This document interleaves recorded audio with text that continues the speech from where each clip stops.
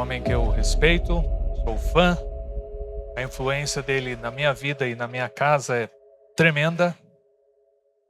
O homem que mais influenciou a minha vida no Evangelho foi Christopher Walker e continua sendo. Meu amigo, sou fã dele, chegado. Ele também é meu amigo, gosta de mim, eu brinco muito com ele, ele não dá muita bola. Christopher, ele não é um pregador que vai mandar você dar piruleta, papapá, e não tem problema quem faz também não. Mas já que ele é mais tranquilo, eu queria que você também fosse tranquilo, que não andasse. Preste atenção, porque se você perder 5 minutos do fio da meada aqui, depois você vai falar onde que é mesmo que estamos. Então é um homem de Deus, eu gosto muito dele, sou fã dele. Queria que você também aprendesse a amá-lo, admirá-lo. E, Brigadeiro, venha cá orar por ele, por favor. E nós vamos ouvi-lo então com muita atenção.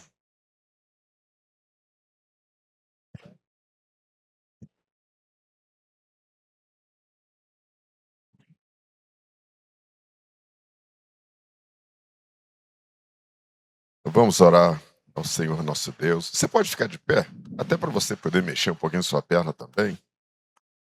E você estenda as tuas mãos para cá e vamos estar orando pelo nosso amado pastor. Pai, aqui estamos reunidos neste evento. Nós não estamos aqui por acaso, mas estamos debaixo da mobilização do Teu Santo Espírito que nos reúne neste ambiente para ministrar sobre as nossas vidas. Eu quero te apresentar o teu servo, o pastor Christopher Walker, Senhor, que será o teu instrumento para tocar nos nossos corações nesta manhã.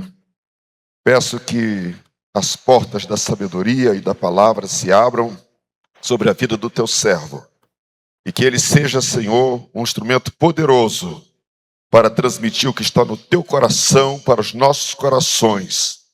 Declaramos disponibilidade para a manifestação da tua glória.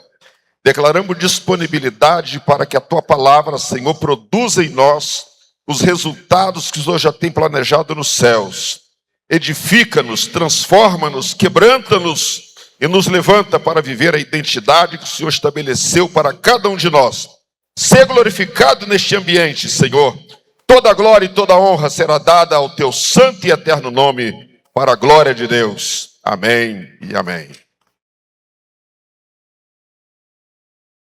Podem se assentar. Bom dia a todos. Obrigado pela apresentação, Clésio. Não sou tudo isso que ele falou, mas é um grande amigo, então vocês podem relevar um pouco do que ele fala. Realmente muito emocionante estar aqui com todos vocês, saber que estamos aqui para amar o Senhor, para dedicar nossa vida, nosso coração ao Senhor. Esse tema realmente é um tema que me cativa muito. Deixa eu ver se eu consigo. Nosso tema é amar a Deus de todo o coração. Como vocês sabem, isso está na Bíblia, em Deuteronômio 6, para o povo judeu, o povo de Israel. Esse versículo, essa frase faz parte do que é chamado de Shema. Eles oram 3 vezes por dia. E começa no versículo 4 dizendo: ouve, ó Israel, o Senhor nosso Deus é único. Amarás o Senhor teu Deus de todo o teu coração, toda a tua alma e com todas as suas forças. Essa mesma palavra, esse mandamento é repetido várias vezes no livro de Deuteronômio. E se você puder olhar para as Escrituras, não como uma sequência de informações, de leis, de mandamentos, nós estamos muito acostumados a pensar sobre o que nós chamamos de Antigo Testamento, o Primeiro Testamento, que é a lei e a graça veio por Jesus. No meio cristão, nós estamos acostumados a pensar muito sobre a fé, a justificação, que nós somos aceitos pela fé em Jesus. E às vezes nós perdemos algo que é o centro. Essa palavra é a palavra central, talvez não seja aquilo que é mais repetido, mas no livro de Deuteronômio esse mesmo tema, essa mesma frase é repetida 5 vezes. E vamos lembrar também que no Novo Testamento, Jesus confirmou, né, vocês conhecem bem aquela ocasião, está registrado em Mateus, Marcos e Lucas. Então, nos 3 evangelhos, Lucas é um contexto um pouco diferente, mas Mateus e Marcos colocam como um escriba que chegou para Jesus querendo prová-lo, querendo pegá-lo em alguma palavra que ele falasse que ia mostrar que ele não estava bem centrado na lei. Eles queriam achar um defeito, uma maneira de acusá-lo. Então eles fizeram uma pergunta. O escriba fez para Jesus uma pergunta, está lá em Mateus 22, 34. Ele fez uma pergunta: Senhor, mestre, né? Qual é o grande mandamento? Qual é o maior mandamento? Se você tem os 10 mandamentos, se você tem outros mandamentos de Deus, você não vai falar qual que é o maior. Todos são grandes, todos são verdadeiros. Como é que você fala qual que é o grande mandamento? Mas Jesus falou, tem um que é grande, sim. Tem um mandamento que é maior do que todos os outros. Em Mateus, ele fala, neste mandamento, ele fala amar a Deus sobre todas as coisas, com todo o coração, toda a alma, todas as forças. Em Marcos fala com todo o entendimento, coloca um 4º elemento, todo o coração, toda a alma, todo o entendimento e todas as forças. Em Mateus ele fala, sobre este mandamento estão pendurados, estão embasados toda a lei e os profetas. No tempo de Jesus, a Bíblia que eles tinham era só esse, não tinha outras escrituras. Então, toda a palavra de Deus, tudo que Deus falou, do começo ao fim, se você pudesse ler a Bíblia com uma outra lente, com outro olhar, nós temos uma visão, eu digo isso com muito temor no coração, nós temos uma lente errada, parcialmente, às vezes de alguma maneira nós lemos a Bíblia de uma forma errada, nós vemos Deus de uma forma errada. Desde o jardim do Éden, Satanás está empenhado em gerar uma imagem distorcida de quem Deus é. E Deus tem um mandamento, Ele tem, e eu gostaria hoje de apresentar isso, não exatamente como um mandamento. Eu gostaria de colocar isso como um anseio, o clamor do coração de Deus. Deus está dizendo, eu queria encontrar em vocês, individualmente e coletivamente, eu queria encontrar uma resposta de amor. Este é o maior mandamento, sobre isso, ou baseado nisso, ou pendurado nisso, estão todas as escrituras. Tudo depende disso. Em Marcos ele fala, amar. O próprio escriba responde para Jesus no Evangelho de Marcos, ele diz, amar a Deus é mais do que todos os sacrifícios. Amar a Deus vale mais do que qualquer outra coisa, mesmo as coisas ordenadas, os rituais, as práticas, não tem outra coisa que vale mais do que amar a Deus.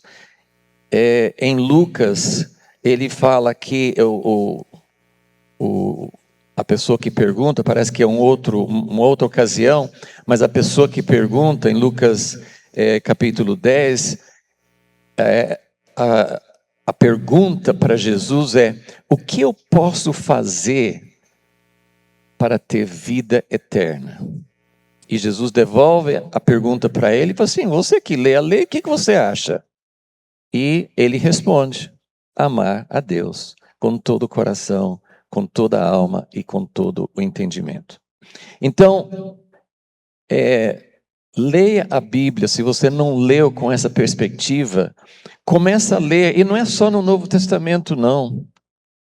Leia a Bíblia procurando ver e ouvir o que Deus quer falar sobre isso. Sem amor por Deus, nenhuma outra ação religiosa tem valor algum.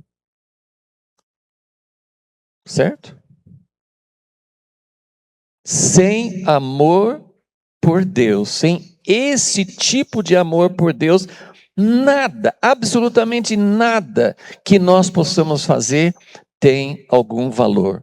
Leia os profetas. Isaías começa, os primeiros versículos do profeta Isaías começa assim: até os animais, até o boi, o cavalo, as ovelhas, seus animais domésticos, até os animais conhecem e se apegam ao seu dono, mas o meu povo não sabe quem eu sou. Você lê a Bíblia como Deus bravo, como Deus querendo castigar? Sim, Deus tem ira, isso faz parte das Escrituras, mas você precisa ler a Bíblia como Deus, eu falo assim, Deus se humilha. Porque se você não faz o que eu quero, então eu chuto você, eu rejeito você, eu excluo você. E Deus se ajoelha diante de nós e fala assim, em Jeremias ele fala assim: onde está? Onde está o seu amor por mim? O que eu fiz? Deus falando com o homem: o que eu fiz que vocês não me amam? Eu tirei vocês do Egito, eu derramei meu amor. Em Isaías 63 ele fala assim: eu carregava vocês. E onde está o seu amor? Vocês fazem tudo, tem aquelas coisas de idolatria, de afastar de Deus, mas tem muitos profetas onde ele fala: vocês aparecem, vocês sacrificam, vocês guardam o sábado, vocês fazem tudo que eu mandei, mas eu não tenho prazer, porque vocês não me amam. E está aí, Malaquias, você pode ver isso em todos os profetas, você pode ver isso em todas as histórias da Bíblia. Agora, então, mesmo na lei, mesmo no tempo da lei, mesmo na dispensação da lei, o grande mandamento é amar a Deus de todo o coração, de toda a alma e de todas as forças. Mas a história na Bíblia e a história da igreja cristã é uma história de fracasso. Em toda a dispensação da lei e dos profetas, com algumas raras exceções, porque claro que Moisés é um exemplo de alguém que amava tanto a Deus, que ele falou assim: Deus, você pode riscar o meu nome do livro da vida. Davi era um homem segundo o coração de Deus, porque ele servia e amava a Deus com todas as suas forças. Então, nós temos alguns exemplos, mas de maneira geral, não encontramos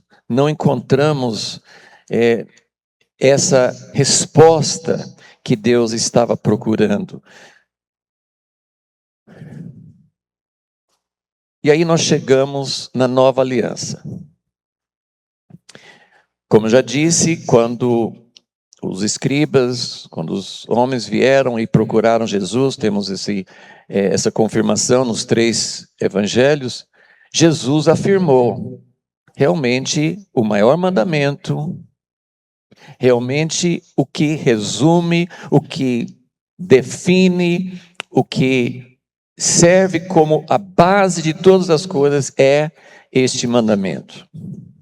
Só que eu comecei a pensar e procurar, além dessas 3 ocasiões em que Jesus resume o que Deus sempre quis, você não encontra na Nova Aliança, no Novo Testamento, esse mesmo mandamento sendo repetido.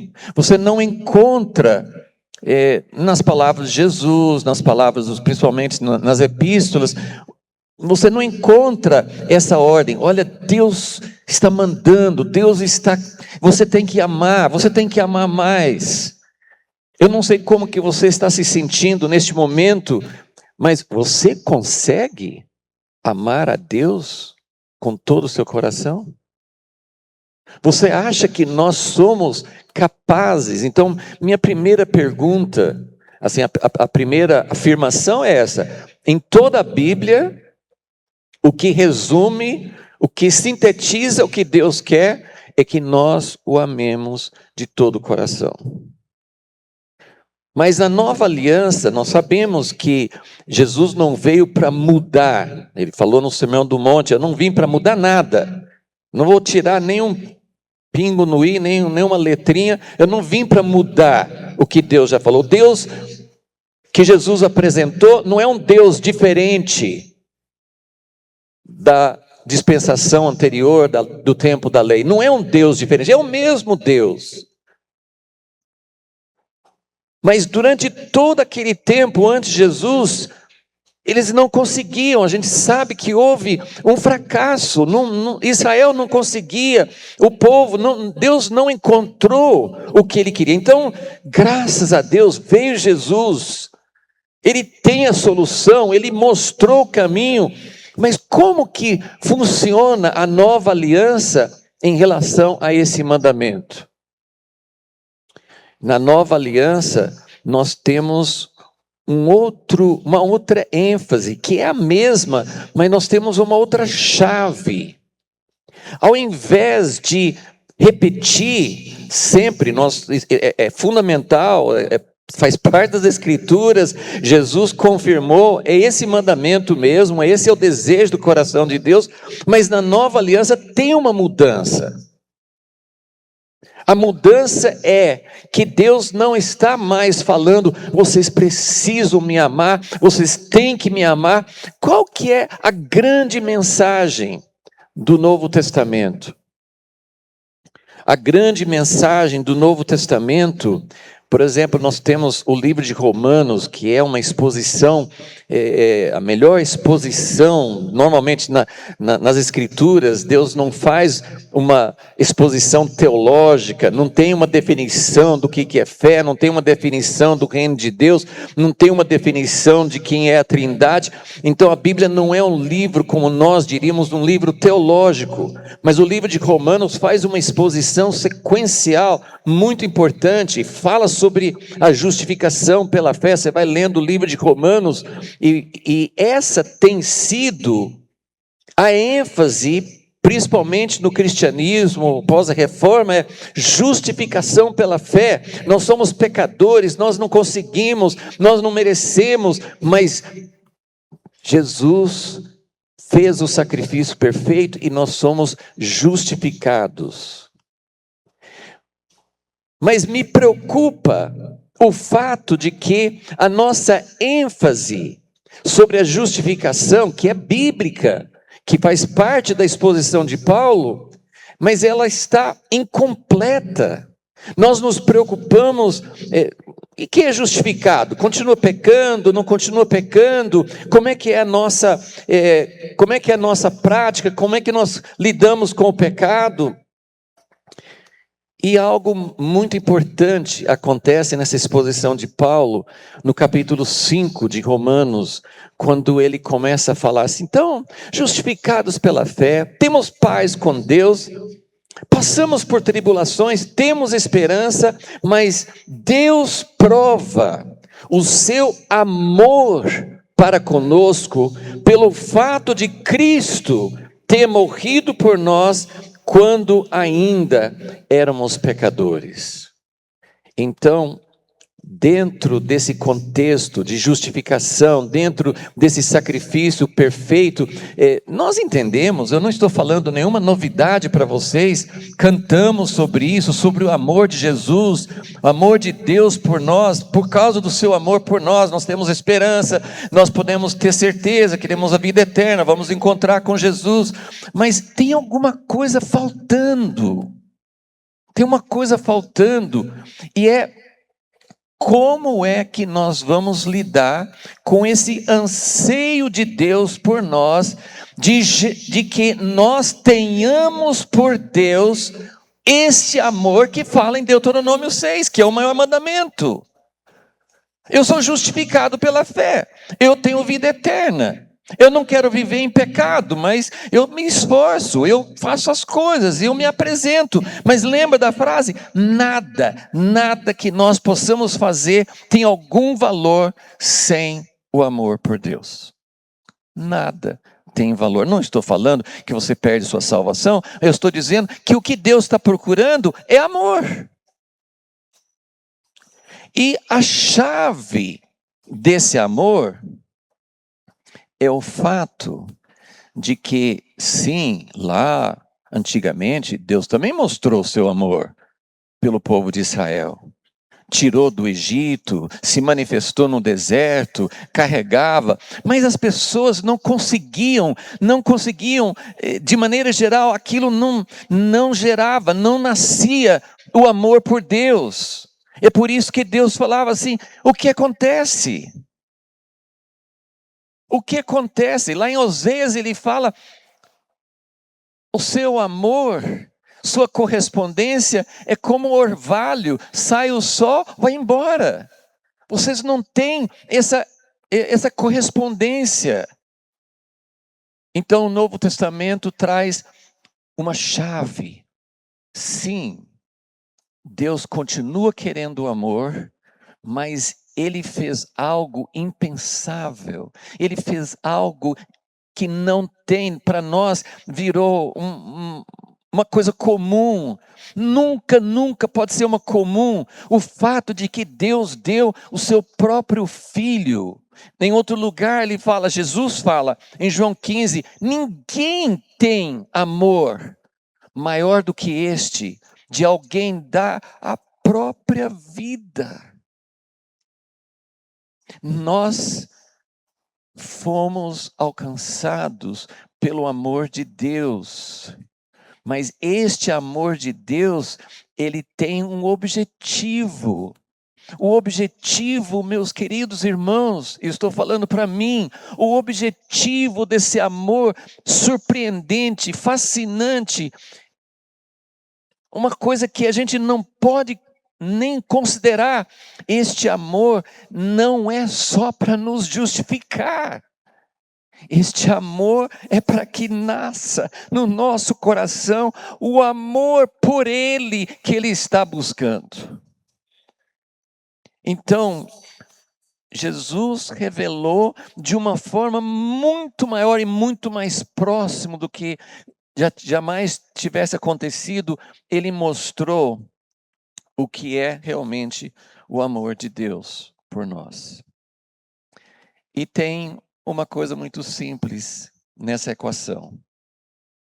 Você consegue amar a Deus de todo o coração? Você precisa dizer não. Eu não sou capaz de amar a Deus com todo o meu coração, com toda a minha alma e com todas as minhas forças. Mas tem uma solução. A única coisa que pode gerar amor é o amor.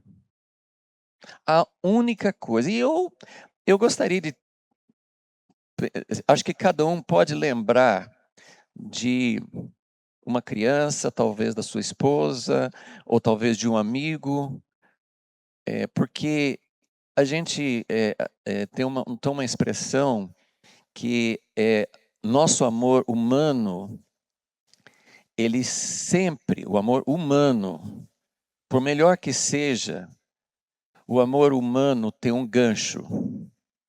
A pessoa ama, e o grande problema dos casamentos é que o amor tão romântico, tão belo, tão lindo no início, ele começa a ser contaminado porque cada um quer, o marido quer que a esposa o faça feliz, a esposa quer que o marido a faça feliz. Nós temos ganchos, nós amamos, mas nós temos algo que nós queremos em troca. E nós pensamos, mas o amor de Deus não quer nada em troca.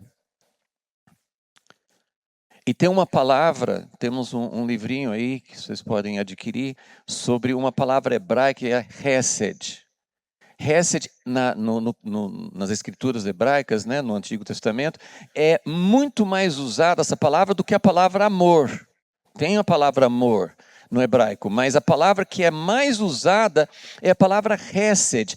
Hesed não tem uma tradução exata, mas Hesed é o amor, a misericórdia, a benignidade de Deus, mas que procura uma correspondência.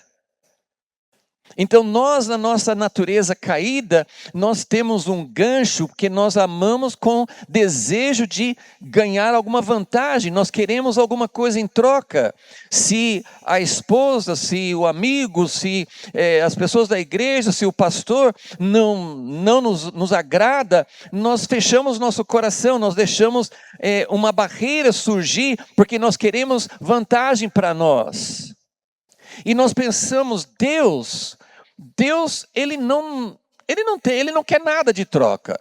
Jesus até falou sobre isso. Vocês têm que amar seus inimigos, porque seja como o Pai dá o sol, dá a chuva sobre justos e injustos. Jesus curou 10 leprosos, só um veio de volta.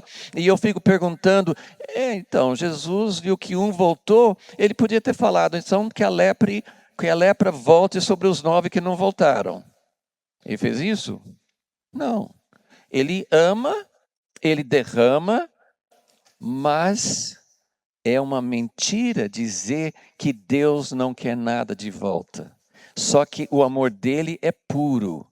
E eu não tenho tempo para abordar mais isso, mas o que Deus deseja e o que ele mostra nesse mandamento, que é para amar a Deus sobre todas as coisas, com todo o coração, com toda a nossa alma, é porque Ele nos ama e Ele deseja o nosso amor de volta. Então Deus também tem gancho, Deus também tem uma intenção, Deus também está querendo algo para Ele. Não, Deus deseja algo que é tão maravilhoso que eu não tenho palavras para explicar, e mesmo porque eu ainda conheço muito pouquinho disso. Mas nós só podemos amar porque Deus amou primeiro. Isso está em 1 João 4,10. Nisto consiste o amor, não em que nós... Lembra do mandamento, Shema, lembra sim do que Deus mandou. Mas João fala, ele que é o apóstolo do amor, ele fala, nisto está o amor. Não que nós tenhamos amado a Deus com todo o nosso coração, com toda a nossa alma. Isso não funciona. Isso não aconteceu, isso não vai acontecer. Mas nisto está o amor. Não em que nós tenhamos amado a Deus, mas em que Ele nos amou e enviou seu Filho como propiciação pelos nossos pecados. E no versículo 19, nós amamos porque Ele nos amou primeiro. Então, já falei sobre isso, o amor de Deus é um amor puro, é um amor sem gancho, sem egoísmo. Eu já ouvi até algumas pessoas falar assim, não, Deus ele que é Deus, ele tem direito de ser egoísta. A gente pensa assim, egoísmo assim, voltado para si, mas Deus, toda a glória para ele, todo o amor para ele, e isso não é uma coisa ruim. Mas Deus nos ama e ele quer nosso amor de volta porque nós fomos criados para amar.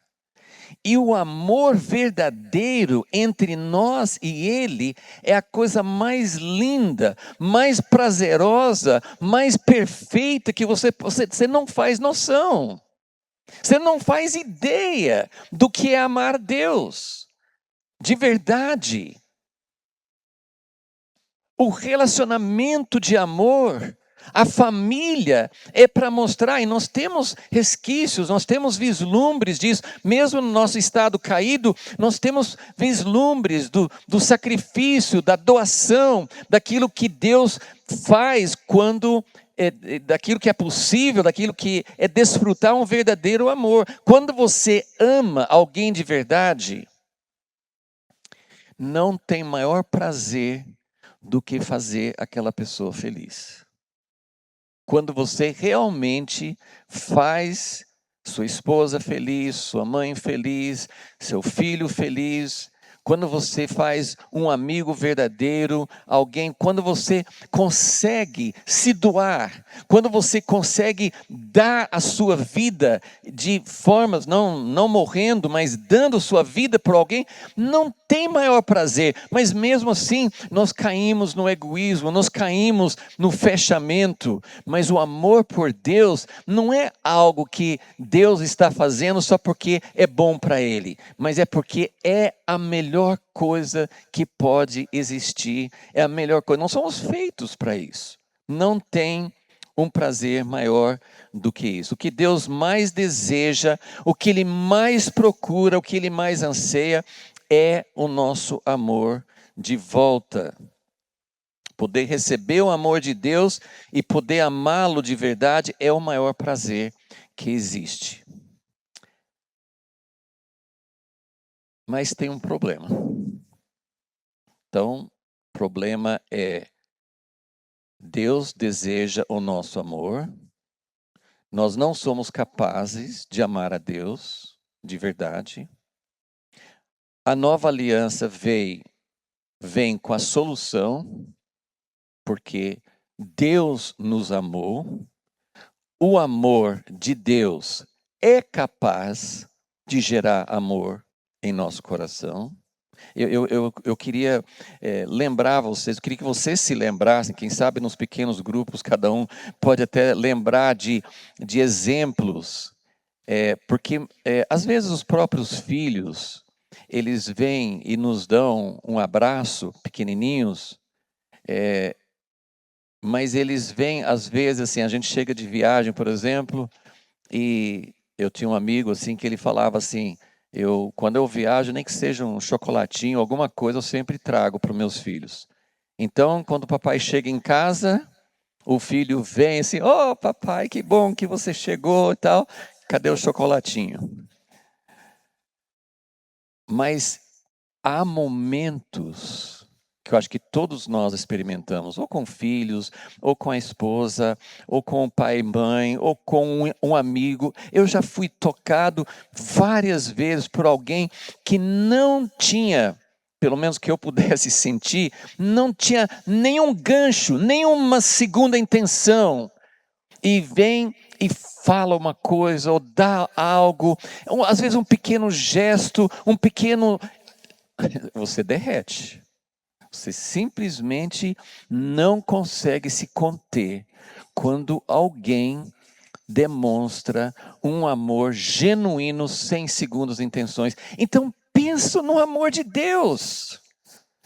Não tem algo comparável ao amor de Deus, e poder receber esse amor e dar de volta é o maior prazer que pode existir.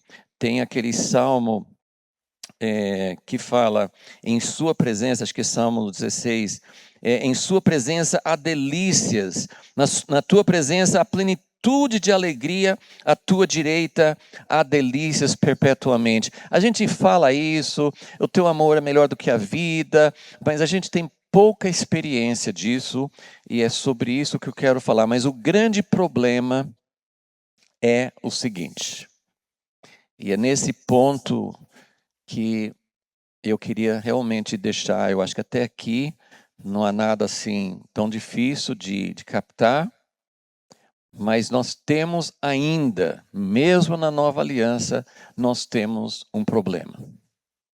E é um grande problema. Talvez seja o maior problema de todos, porque Deus já resolveu essa questão de não podermos amar a Deus de todo o nosso coração. Ele já resolveu. Porém, nós temos um grande problema. Nós temos uma dificuldade enorme, por várias razões. Nós temos uma dificuldade enorme para... Eu coloquei essa palavra aqui porque também é uma palavra difícil de traduzir. Essa palavra está na Bíblia, normalmente traduzido como compreender. Eu vou ler daqui um pouquinho, porque nosso fechamento assim está em Efésios 3, se você quiser deixar a sua Bíblia, se você a Bíblia, o celular que você usa para acompanhar, mas se você puder abrir em Efésios 3, eu quero, assim, esse texto é algo que expressa o nosso anseio, o nosso pedido nesta manhã, para entender como isso pode funcionar de verdade.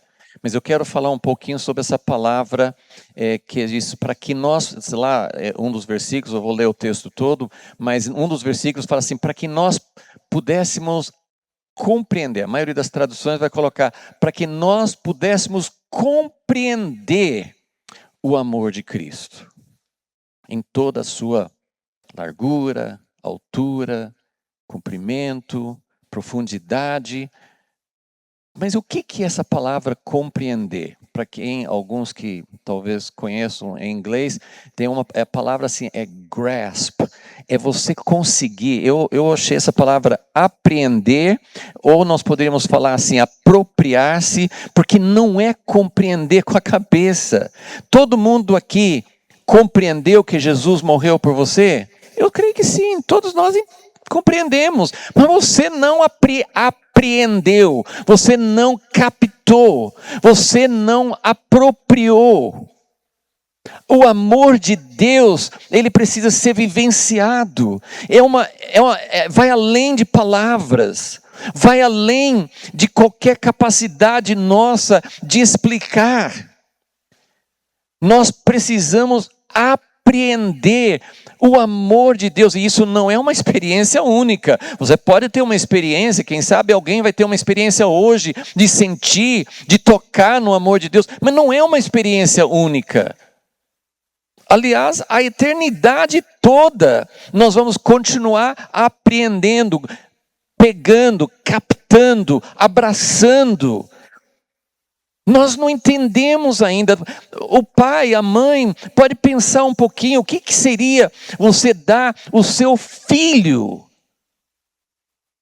em amor por outras pessoas? O que é dar sua própria vida em amor pelos outros? Nós não entendemos isso. Deus é Deus, para Ele foi fácil. Foi fácil para Deus dar seu filho por nós. Foi fácil para Jesus vir aqui na terra, vivenciar nossas limitações, todas as situações nossas e sentir distância do Pai que Ele mais amava. Foi fácil. Nós não entendemos a extensão do amor de Deus.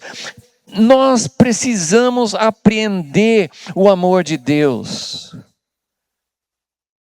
Então, uma das coisas práticas que nós podemos fazer é entender que nós não amamos a Deus de todo o coração, é entender que nós só vamos fazer isso quando formos tocados, e fomos tocados. Todo mundo está aqui porque foi tocado pelo amor de Deus. Mas a extensão é muito pequena ainda, a compreensão é pequena. Nós não ainda alcançamos esse toque de Deus na nossa vida. Então, nós precisamos... algo precisa alcançar o nosso coração. Minha oração é que eu seja tocado, mas já faz vários anos que eu sinto que o propósito da minha vida, o propósito da minha vida por toda a eternidade é amar a Deus. E isso não é feito por mandamento. Alguns falam assim, o amor não é um sentimento, é um ato da sua vontade. Tá, então tome uma decisão que você vai amar a Deus. Sim, envolve um ato da nossa vontade. Mas o amor não é gerado por mandamento. O amor, você não consegue mandar alguém amar. Mande alguém amar você. Não é por mandamento. Agora, envolve sim uma consciência, uma resposta. E eu gostaria de sugerir para vocês que esta resposta é você dizer: a chave para toda a minha vida. E não é só assim, minha vida no sentido da minha relação com Deus. Você não vai ter um lar que representa Deus na terra sem vivenciar o amor. Ser homem, ser líder da sua casa, não vai acontecer sem amor. Não é autoridade, não é mandar, não é ter firmeza, tudo isso faz parte. Mas você jamais vai ter o ambiente que Deus quer sem vivenciar o amor. O amor precisa ser descoberto. O amor precisa ser cultivado. O amor precisa ser buscado intencionalmente. Você vive bem? Sua casa está tudo em ordem? Família, esposa, filhos, está tudo bem? Nenhum de nós tem um lar 100% do jeito que Deus quer. Alguns têm crises maiores, mas você pode amar a Deus mais? Claro que sim. Você pode amar sua esposa mais? Claro que sim. Você pode amar seus filhos mais? Claro que sim. Então o amor precisa ser buscado. As pessoas pensam que o amor às vezes eu falo assim sobre o amor de Deus, que tem sido minha paixão já faz vários anos, e às vezes eu começo a falar, a pessoa fala assim, tem várias reações. Uma é assim, mas Deus é amor, mas não se esqueça que Deus é justiça. Tá, eu sei que tem muita coisa errada sendo falado em nome do amor de Deus, eu não estou negando. Mas você não precisa sempre lembrar da justiça para entender o amor de Deus. Deus é amor. A Bíblia não fala que Deus é justiça. Deus é justo. O amor de Deus inclui todas as coisas, mas Deus é amor. Então, quando a gente começa a pensar sobre o amor, não fica falando assim, mas não esqueça que Deus também é bravo, não se esqueça que, sim, é difícil, é complexo, mas a base de todas as coisas é amor. Outra reação muito superficial eu sei que Deus me ama, eu não tenho nenhum complexo, eu não fico me sentindo mal porque Deus não me ama. Foi falado aqui agora há pouco, né, que Deus quer que a gente entenda que nós somos aceitos, que nós fazemos parte, que somos filhos. Então tem muita necessidade disso. Mas tem pessoas que vão falar assim, eu não tenho crise com isso, eu me sinto amado, eu me sinto aceito. Nós ainda não entendemos nenhuma pequena porcentagem do que é o amor de Deus. O amor de Deus precisa ser revelado, vivenciado, precisa entrar no nosso coração. E só assim é que nós vamos amar a Deus de verdade. Então vamos ler em Efésios 3, e é uma oração do apóstolo Paulo. Alguém disse que ele começa no versículo 14, Efésios 3,14, por essa razão eu me ponho de joelhos diante do Pai.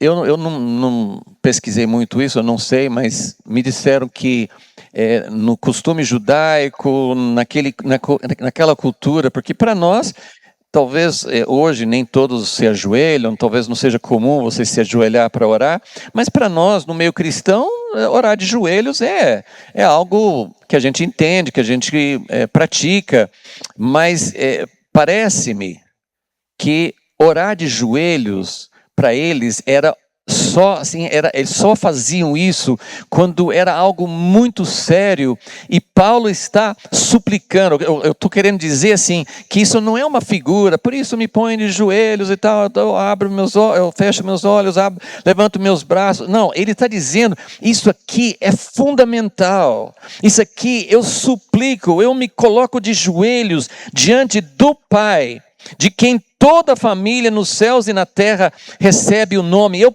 peço a Deus, segundo a riqueza da sua glória, que Ele conceda a vocês, que Ele conceda. Ele está falando com gente que já nasceu de novo, Ele está pedindo que o Pai conceda, que seja a nossa oração aqui nesta manhã, que o Pai nos conceda, segundo a riqueza da sua glória, que sejamos fortalecidos com poder. Todo mundo quer poder. Mediante o seu espírito, no homem interior de cada um. Não para dons, não, nada contra dons, mas não é o foco aqui. Não é poder para curar, não é poder para fazer milagres, não é nem poder em primeiro lugar para vencer o pecado.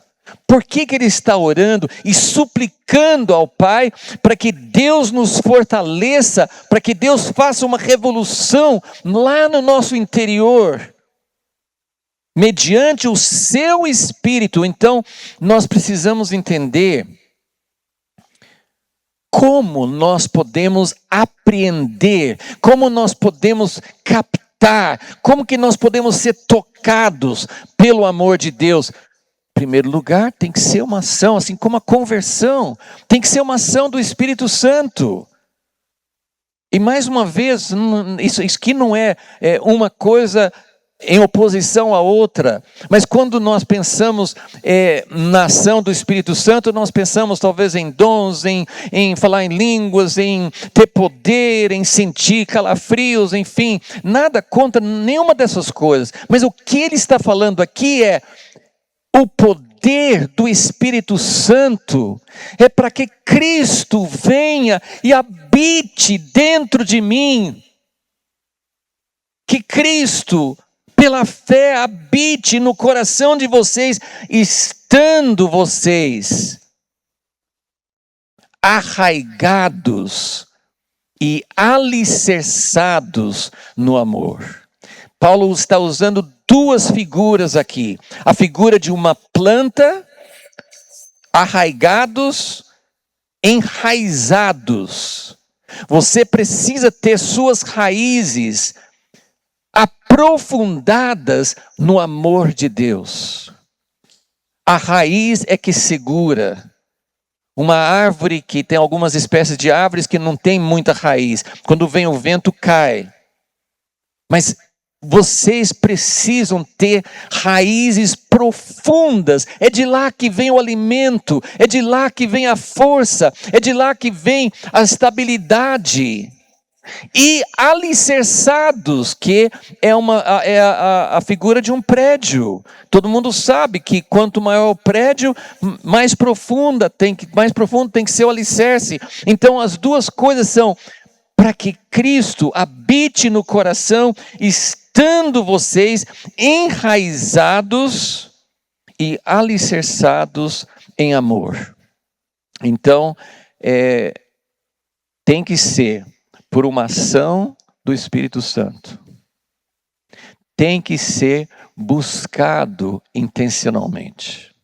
E mais uma vez, é só você pensar no seu casamento, no seu relacionamento, quem é casado, ou se você não é casado, sim, em qualquer relacionamento duradouro, você pode se apaixonar por alguém sem você procurar especificamente, mas qualquer relacionamento para ser mantido, para se aprofundar, para ir além, tem que ter uma dedicação intencional. Se eu acho que o amor entre mim e a minha esposa é importante, eu preciso me dedicar a isso. Isso não vai acontecer automaticamente, não vai acontecer. Deus gera mais amor entre nós, em nome de Jesus, amém. Não vai acontecer dessa forma. Nós precisamos buscar intencionalmente. E, em terceiro lugar, nós não descobrimos, nós não vivenciamos o amor de Deus sozinhos, porque ele fala no versículo 18, isto para que com todos os santos vocês possam compreender qual é a largura, o comprimento, a altura e a profundidade. Gente, não tem dimensão. Um irmão que inclusive é autor de um dos livros que eu trouxe, que eu recomendo muito, que é o Surpreendente Amor de Deus, ele qualifica essas 4 dimensões da seguinte forma, mas é só uma maneira dele, mas são dimensões que são além da nossa capacidade, mas ele fala, largura é grande o suficiente para me incluir. Comprimento é um amor que vai durar toda a vida, toda a eternidade. Altura é autossuficiente para superar todas as minhas dificuldades. E profundidade é profundo o suficiente para me segurar em todas as tempestades. Conhecer o amor de Cristo, então compreender a largura, comprimento, altura e profundidade e conhecer o amor de Cristo. Paulo disse, eu deixo tudo para trás, porque eu quero ir atrás do prêmio que é conhecer o amor de Cristo. O amor de Cristo que excede todo o entendimento, para que vocês fiquem, vocês querem isso aqui? Para que vocês fiquem cheios de toda a plenitude de Deus. João fala assim, se você não ama, você não conhece a Deus. Deus é amor. Não tem como conhecer a Deus sem conhecer o amor. E tem tantas e tantas dimensões disso. O amor é a única força que pode mudar o coração e gerar uma resposta voluntária. Lembre disso na sua família, lembre disso no seu ministério, lembre disso em todos os momentos, assim como nós só podemos ser transformados pelo toque do amor de Deus. Não adianta você tentar implantar, impor, exigir, é só o amor que pode mudar o coração de qualquer pessoa. E finalmente, eu queria dizer algo, não tenho tempo para entrar mais nisso, mas o homem tem um papel fundamental.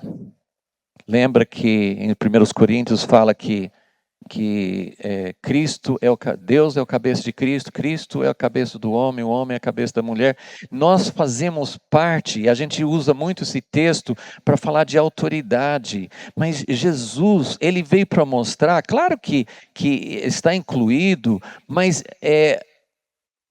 o nosso papel, como Jesus veio para mostrar, ele veio para mostrar a relação dele com o Pai.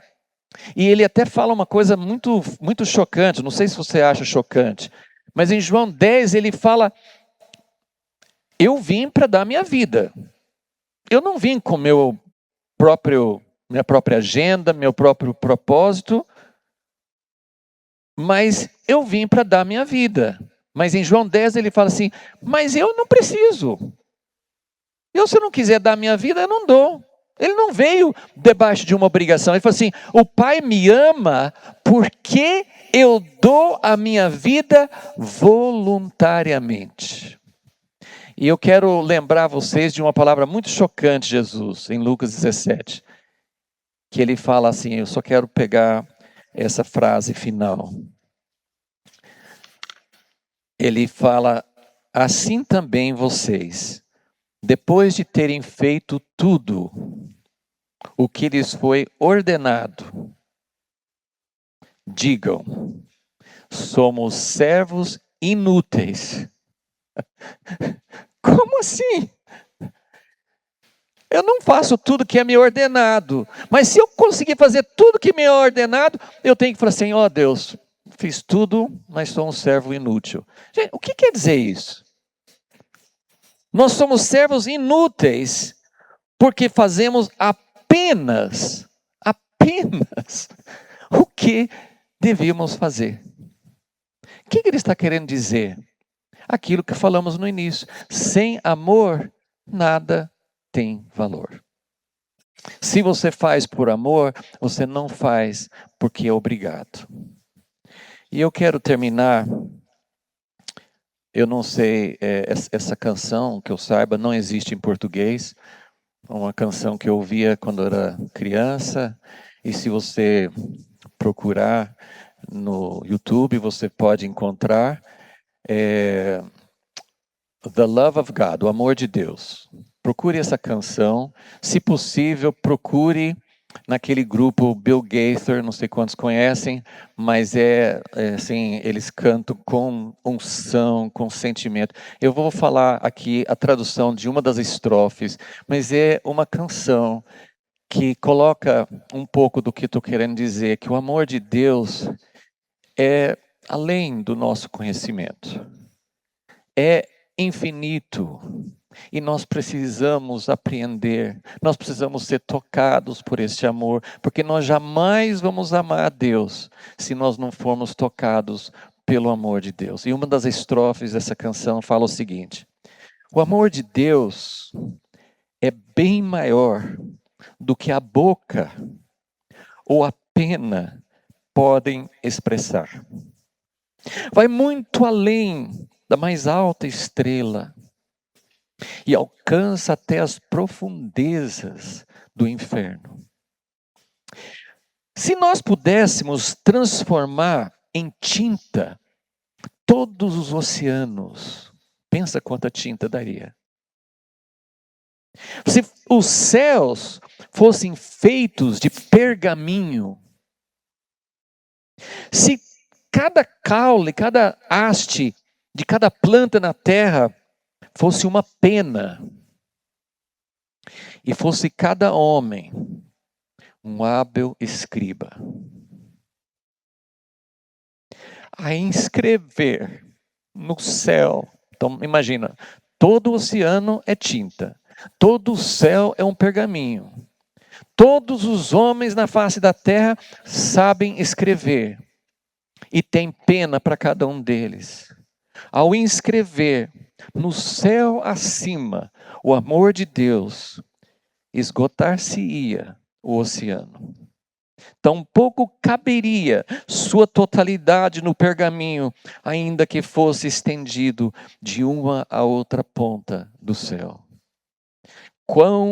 Ó amor de Deus, quão rico e puro, quão imensurável e infinito em poder, para sempre e sempre permanecerá o cântico dos redimidos e dos anjos.